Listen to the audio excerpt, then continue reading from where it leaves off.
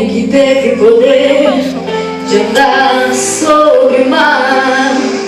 Quem é ele que pode fazer o mar se calar? No momento em que a tempestade vier te afogar, ele vem com toda a autoridade e manda acalmar. Quem é o homem que tem o poder de fazer